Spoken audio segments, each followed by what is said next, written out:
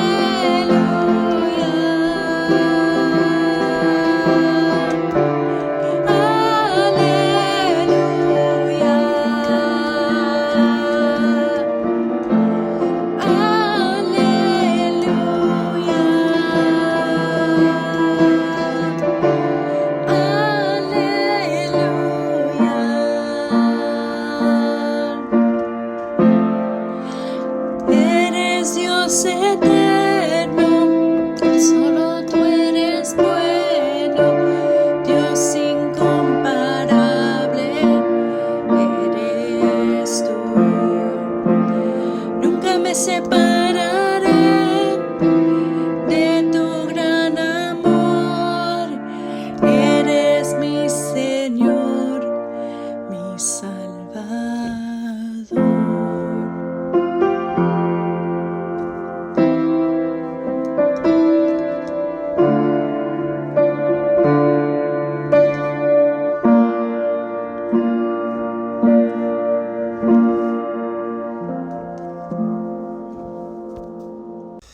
Muy buenas noches, amados hermanos. En esta hora damos gracias a nuestro buen Dios por permitirnos un día jueves más poder entrar hasta la comodidad de sus hogares. Después de 24 jueves que estuvimos aprendiendo acerca de cómo interpretar las escrituras, en esta hermosa noche vamos a tener la bendición de poder compartir juntamente con el hermano Rocha la carta del apóstol Santiago o la epístola del apóstol Santiago, y queremos que este tiempo usted nos acompañe y juntos podamos aprender lo que nuestro buen Dios nos quiere enseñar a través de todas estas amonestaciones que esta carta nos deja, todas estas enseñanzas que vamos a aprender. No sin antes que podamos darle gracias a Dios por el tiempo que nos permite compartir juntamente con ustedes y vamos a orar para que nuestro buen Dios nos ayude para que juntos aprendamos lo que nos quiere enseñar. Nuestro buen Dios y Padre, te damos muchas gracias en esta noche. Gracias por la oportunidad que nos das una vez más de poder llegar por este medio hasta el hogar de nuestros hermanos y las personas que nos escuchan, para poder compartir tu buena palabra, la cual sabemos que tiene un propósito especial, y ese propósito por el cual tú la has enviado se cumplirá en la vida de cada uno de aquellos que la estudian, la ponen por obra y también la leen, Señor. Gracias te damos en el nombre de Cristo Jesús en esta noche, y disponemos nuestro corazón para que hables a través de ella a nuestra vida. Gracias te damos por Jesucristo nuestro Señor. Amén y amén. Pues vamos, amados hermanos, a ir a la carta de Santiago. Si usted ya tiene allí su Biblia, para que juntos podamos aprender mucho de lo que Dios quiere enseñarnos a través de esta preciosa epístola. Y algo que queremos hacer es que queremos como introducción poder hablar algo acerca de este apóstol Santiago, lo cual es de mucha importancia para nosotros, pero queremos decirle que Santiago acompaña extraordinariamente las enseñanzas de Jesús recogidas en los 4 evangelios. O sea que cuando usted esté viendo esta carta, cuando usted esté leyendo esta carta, usted se va a dar cuenta que hay mucho de lo que Jesús habló en el Sermón del Monte, y aquí hace como un eco a lo que Santiago tomó en serio para poder compartir todas esas enseñanzas de nuestro Señor Jesucristo. Pero vamos a ver qué dice el versículo 1:1, porque en este versículo es en el donde nos vamos a enfocar en esta noche, y vamos a empezar en el verso 1. Dice así: Santiago, siervo de Dios y del Señor Jesucristo. Veamos quién era Santiago. Dice que el autor se identifica a sí mismo como Santiago. Aquí lo vemos en el verso 1:1, sin más detalles, lo cual sugiere que se trata del más prominente de los 4 Santiagos o Jacobos que se mencionan en el Nuevo Testamento. El hermano de Jesús y líder del Concilio de Jerusalén. Este Santiago era hermano de Jesús y líder del Concilio de Jerusalén. Si usted quiere una cita de apoyo, acompáñenme ahí al libro de los Hechos para que podamos ver cómo aquí se nos muestra que este Santiago, y porque aquí usted se va a dar cuenta que su nombre es Jacobo, y vamos a ver por qué razón tiene cambiado su nombre aquí. Pero en Hechos 15, en su versículo 13, al 21. Quiero que me acompañe ahí para que leamos. Aquí hablando, Jacobo dice: y cuando ellos callaron, Jacobo respondió diciendo: varones, hermanos, oídme. Simón ha contado cómo Dios visitó por primera vez a los gentiles para tomar de ellos pueblo para su nombre. Y con esto concuerdan las palabras de los profetas como está escrito. Verso 16.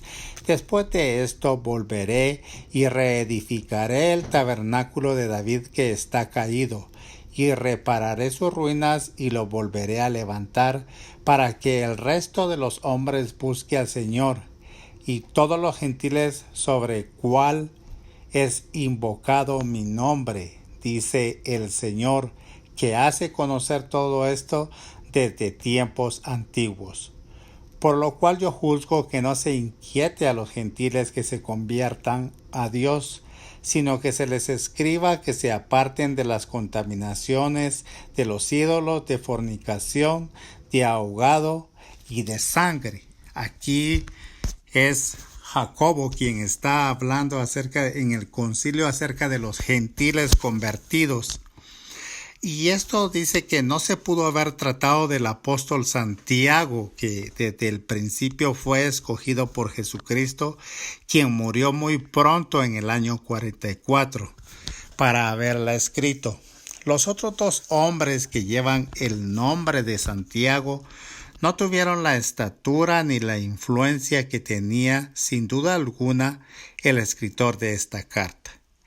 En cuanto al nombre en sí, nuestra forma Santiago, como usted ha visto ahí la carta que dice Santiago, es un derivado medieval del latín San Jacob, literalmente San Jacobo, lo cual quiere decir que ambos nombres identifican a la misma persona.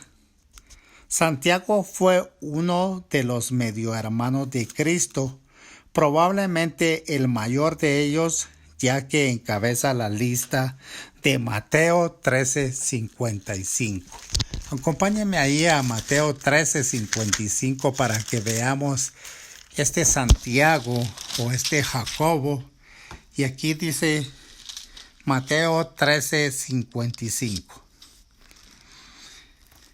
Cuando están hablando acerca de Jesús, pues él fue rechazado aún por sus hermanos.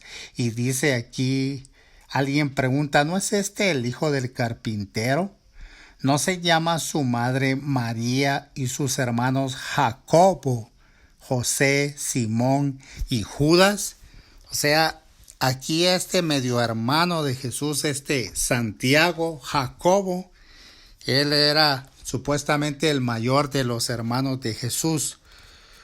Porque fíjese que como los demás al principio no creían en Jesús e incluso lo retó e interpretó mal su misión. Usted va a ver aquí cómo es que este Jacobo, este Santiago, es alguien que al principio, aún siendo hermano de Jesús, él nunca había creído antes en su ministerio. Pero para que podamos corroborarlo, vamos a verlo en Juan 7, en su verso 2 al 5.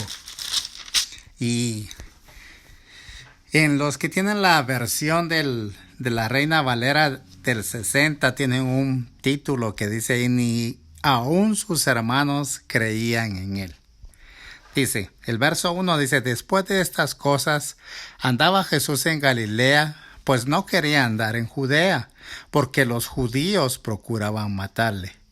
Estaba cerca la fiesta de los judíos de los tabernáculos, y le dijeron sus hermanos, y entre estos sus hermanos estaba Jacobo, estaba ahí Santiago, ¿verdad? Sal de aquí y vete a Judea, para que también tus discípulos vean las obras que haces. Porque ninguno que procura darse a conocer hace algo en secreto. Si estas cosas haces, manifiéstate al mundo. Y entonces el verso 5 dice, porque ni aun sus hermanos creían en él. Este mismo Santiago era alguien que no creía en Jesús ni en su ministerio. Él dice que fue uno que lo retó a que se fuera a otro lado y que de igual manera malinterpretó su misión. Entonces, fíjese que este Santiago más tarde se convertiría en una figura muy prominente dentro de la iglesia. ¿Por qué razón? Vamos a ver aquí, si usted me acompaña a Primera de Corintios en su capítulo 15, Primera de Corintios 15 y su verso del 1 al 7. Vea lo que dice aquí. Aquí está hablando Pablo y dice, además, el verso 1, 15:1, además os declaro, hermanos, el evangelio que os he predicado, el cual también recibisteis, en el cual también perseveráis, por el cual asimismo, si retenéis la palabra que os he predicado, sois salvos, si no creísteis en vano. Verso 3, porque primeramente os he enseñado lo que asimismo recibí, que Cristo murió por nuestros pecados conforme a las Escrituras, y que fue sepultado y que resucitó al tercer día conforme a las Escrituras. Verso 5, que apareció a Cefas y después, que dice después a los 12. Después apareció a más de 500 hermanos a la vez, de los cuales muchos viven aún y otros ya duermen. Ahora vea la importancia del verso 7. Dice, después apareció a Jacobo y después a todos los apóstoles. Vea cómo es. Entonces, aquí vemos que Cristo lo escogió para aparecérsele después de su resurrección. Luego, ¿cómo fue que este Santiago llegó a ser muy prominente, una figura muy prominente dentro de la iglesia? La segunda parte que quiero compartir es que Pablo lo describió como columna de la iglesia. Y eso está en Gálatas 2:9. Acompáñenme ahí a Gálatas 2:9. Y vamos a ver cómo es que el apóstol Pablo lo describe como columna, como algo muy, muy importante en la iglesia que en ese entonces se empezó a formar y él era alguien muy, muy prominente. Gálatas 2:9 nos dice de la siguiente manera. Dice, Pablo una vez más hablando aquí, y reconociendo la gracia que me había sido dada, Jacobo, de este Santiago está hablando aquí, Cefas y Juan, que eran considerados como columnas, nos dieron a mí y a Bernabé la diestra en señal de compañerismo, para que nosotros fuésemos a los gentiles y ellos a la circuncisión. Vea que un punto más importante también es que dice que Pablo se entrevistó con Santiago o con Jacobo después de su primera visita a Jerusalén, después de su conversión. Ahí mismo en Gálatas, en su capítulo 1, su verso 18 y 19. Dice así, el verso 18 del capítulo 1. Después, pasados 3 años, subí a Jerusalén para ver a Pedro y permanecí con él 15 días. Pero no vi a ningún otro de los apóstoles, sino a Jacobo, el hermano del Señor. Aquí está hablando una vez más de Santiago y ahí Pablo lo vio. Luego Pedro, cuando Pedro fue libertado de la prisión, lo dejó. Le dijo a sus amigos que se lo comunicaran a Santiago. Aquí el punto número 4. Vemos cómo Pedro en el libro de los Hechos fue libertado. Hechos en su capítulo 12. y su verso 17. Hechos 12, 17. Dice, aquí Pedro cuando fue libertado de la cárcel, dice el verso 17, pero él, haciéndoles con la mano señal de que callasen, les contó cómo el Señor le había sacado de la cárcel y dijo, haced saber esto a Jacobo y a los hermanos, y salió y se fue a otro lugar. Entonces aquí vemos cómo Santiago fue una persona muy prominente y cómo en el Antiguo Testamento, desde el libro de los Hechos, se habla mucho acerca de él. Dice que también Santiago fue uno de los líderes del importante concilio de Jerusalén. Y otro punto es que tan importante era Santiago que Judas se pudo identificar con solo decir que era el hermano de Jacobo. Pero no Judas el Iscariote, sino Judas el escritor de la carta de Judas. Él era hermano de Santiago y él se identifica aquí en su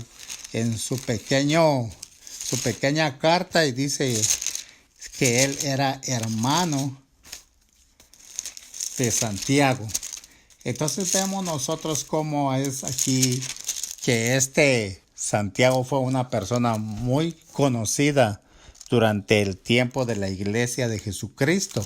Vea Judas 1:1, dice Judas, siervo de Jesucristo y hermano de Jacobo, a los llamados, santificados en Dios Padre y guardados en Cristo.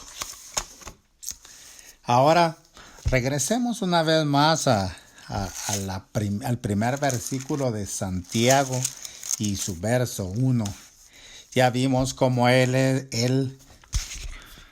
pudimos ver mucho de su biografía. Y ahora vamos a ver qué nos dice en su primer verso en esta epístola. Y dice aquí, Santiago, siervo de Dios y del Señor Jesucristo. Saber que Santiago era medio hermano de Jesús hace que su autointroducción sea más significativa. Él no se proclama a sí mismo como el hermano de Jesús. Si usted ve ahí en el principio de la carta, él no dice yo, Santiago, el hermano de Jesús, no, sino solo como un siervo de Dios y del Señor Jesucristo. O sea que para Santiago Jesús no era solamente su hermano, él era su Señor y lo que es más importante aún, él conocía al Señor Jesucristo como Dios. Pero veamos qué dice aquí, Señor, dice, porque cuando dice al principio siervo de Dios, la palabra siervo, esto es algo muy importante porque se traduce de la antigua palabra griega doulos y eso significa un esclavo, un siervo, uno que está en constante servidumbre hacia otros. Entre los griegos, como un alto sentido de libertad personal, el término llevaba una connotación degradante y quizás si usted lo pudiera ver en nuestros días, que a ciertas personas que tienen tipo de trabajos que no son muy remunerados o que tienen muchas limitaciones, los ven de igual manera, tal vez les dirían como unos doulos en este tiempo o como siervos, como esclavos. Y así en ese entonces también era cuando los griegos, con su alto sentido de libertad personal, creían o veían que esta era una connotación degradante para el que se decía ser un doulos. Pero Santiago aquí lo escribe y él dice Santiago, siervo de Dios, doulos de Dios. Y luego dice aquí y del Señor Jesucristo. La palabra Señor también es muy importante porque se traduce de la antigua palabra griega kurios. Esto significa que Santiago consideraba a Jesús Dios. Cuando nosotros podemos ver solamente en este primer versículo, cómo es que Santiago al principio, él no creía en Jesucristo. Él al principio no lo veía como lo que realmente hoy esta carta está expresando, solo en el primer versículo. Fíjese, Santiago, siervo de Dios, dice un doulos de Dios y también un kurios del Señor Jesucristo. Entonces, aquí vemos nosotros que él reconocía ahora a Jesucristo como Dios, y eso es algo muy importante, y eso se debió definitivamente a su conversión, como leímos en el pasaje de Hechos, cuando el Señor se le aparece en su resurrección. Luego de haber visto algo acerca de la vida de Santiago, cómo fue que él tuvo una experiencia espiritual con Jesucristo, porque ahora ya no lo llamaba mi hermano, ahora ya no le podía contradecir, ahora no lo quería retar a que hiciera cosas que estuvieran en contra de su voluntad, porque ahora él lo veía como su Señor y él era su siervo. Entonces, ahora veamos qué dice la segunda parte del verso 1. Dice de Santiago, capítulo 1, y la segunda parte de su verso 1. A las 12 tribus que están en la dispersión, salud. Veamos qué dice las 12 tribus. A lo que se refiere Santiago con la referencia de las 12 tribus, esto es difícil de entender. ¿Está escribiendo Santiago una carta solamente a los cristianos con trasfondo judío o a todos los cristianos? En verdad la carta aplica para todos los cristianos, pero probablemente Santiago la escribió antes de que los gentiles fueran traídos a la iglesia, o antes que emergieran los cristianos gentiles en un número significante. Esto es lo que se cree. Y cuando habla y dice aquí que están en la dispersión, a las 12 tribus que están en la dispersión, este es un tiempo en que el pueblo judío estaba esparcido por todo el mundo. Así lo dice. Fíjese que había comunidades cristianas entre casi todas las comunidades de los judíos a través de todo el mundo. ¿Por qué razón? Muchos comentaristas creen que esto fue a raíz de la muerte de Esteban, que fue el primer mártir de la iglesia, y donde todos tuvieron que ser dispersados porque había muchas cosas que hicieron, no solamente la persecución que se dio en ese entonces para con la iglesia, sino que de igual manera habían conflictos entre los judíos y el imperio romano.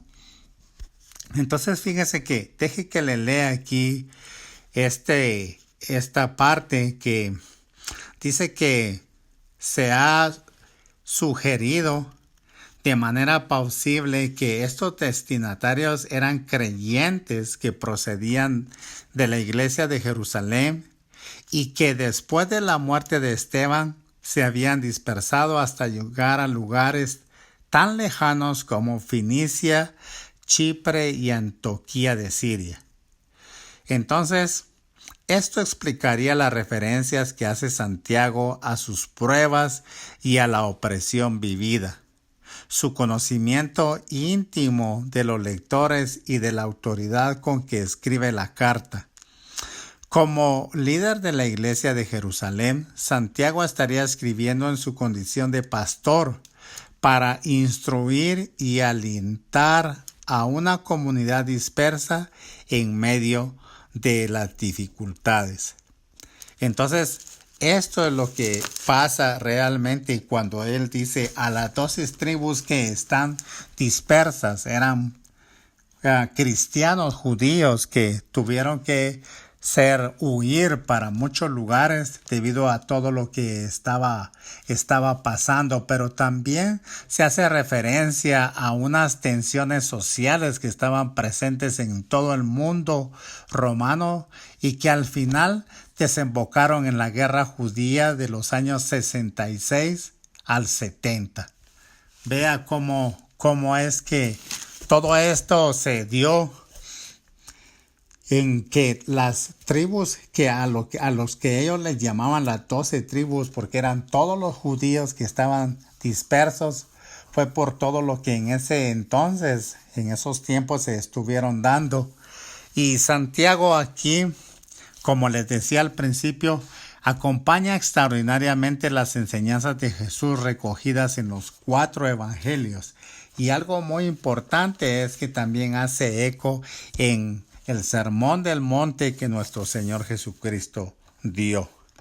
Ahora regresemos ahí mismo, a Santiago 1 y su verso 1. Y luego dice, a las 12 tribus que están en la dispersión, salud. El saludo, salud, era la costumbre griega para comenzar una carta. Pablo nunca lo usó. Él prefería saludar a sus lectores con palabras gracia y paz, pero aquí Santiago hace un uso más común.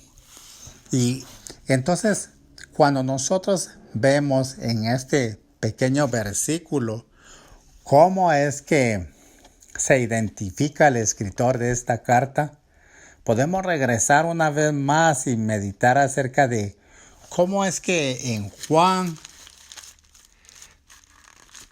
deja bien claro de que este Santiago o este Jacobo, él no creía en su hermano. Cuando nosotros podemos ver en los evangelios cómo eran de que ellos pensaban que Jesús estaba fuera de sí. Y cuando les habla en Juan en su capítulo 7 y su verso 3, ellos le dijeron, dice, si usted me acompaña a Juan 7:3 ahí, dice, le dijeron sus hermanos, sal de aquí y vete a Judea, para que también tus discípulos vean las obras que hacen.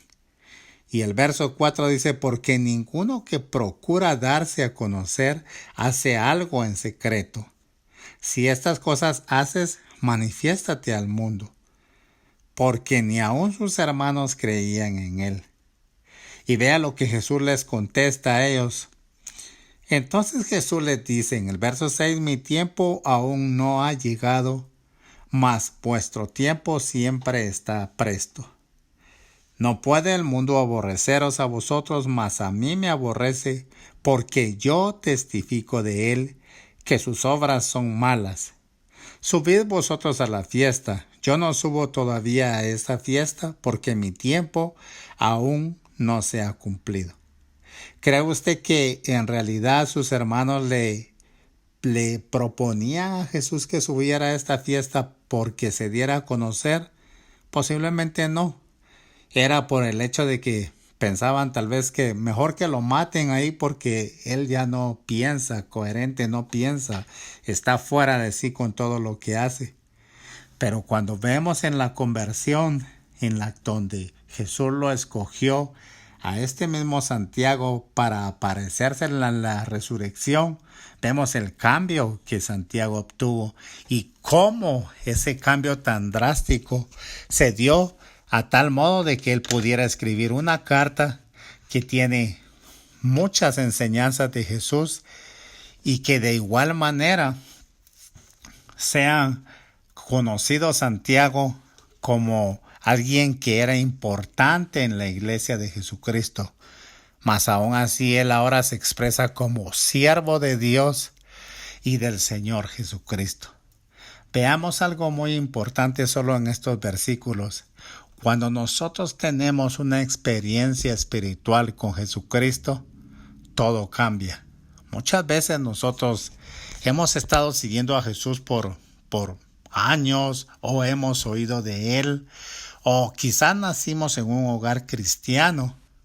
Pero la realidad es que hasta que nosotros tengamos una experiencia espiritual con Jesucristo, puede ser que un nuevo nacimiento, esa va a ser la razón en la cual va a haber un cambio en nuestra vida para hacer a nosotros no solamente de Jesús un Salvador, sino que seamos nosotros sus siervos y Él sea nuestro Señor.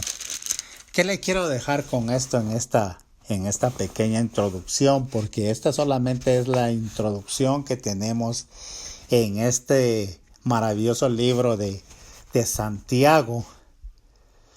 Lo que le quiero dejar en esta noche es que usted pueda meditar y pueda volver a hojear. Es corto esta introducción, pero que usted pueda meditar acerca de por qué es que ahora Santiago se expresa de esta manera delante de Jesús, sabiendo que él siguió siendo su hermano, pero le llamó Señor y siervo de Dios. Se llamó siervo de Dios y del Señor Jesucristo.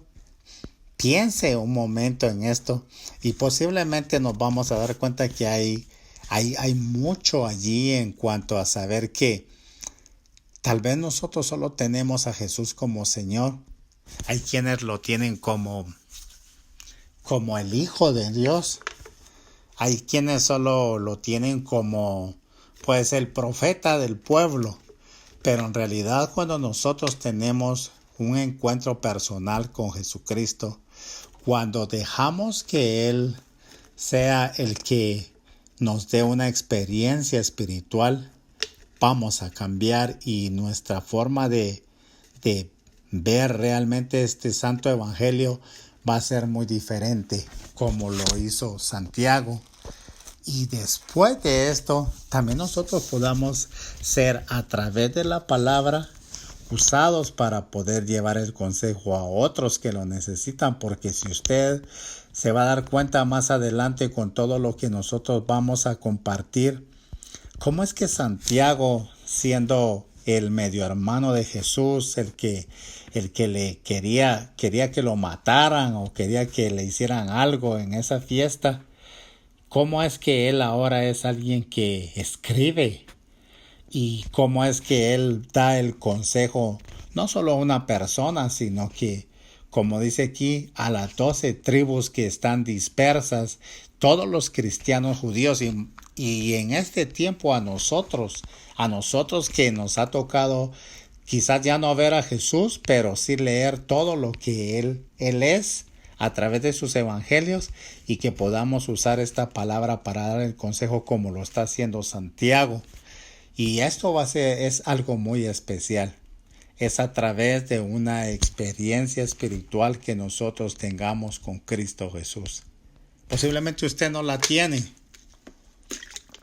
Posiblemente usted, como le decía, no ha conocido a Jesucristo como su Señor, solamente como su Salvador, o quizás solamente como su proveedor, o quizás solamente como su sanador. Pero cuando usted lo conoce como su Señor, las cosas definitivamente cambian. Es algo maravilloso poder leer cada versículo de esta epístola de Santiago y ver cómo él aconseja, cómo él exhorta, cómo él hace. Vea lo que hace él aquí en este libro. Dice que él da una fuente de exhortación, una fuente de consuelo, de reprobación y aliento, todo a la vez. Así que nos espera muchas semanas.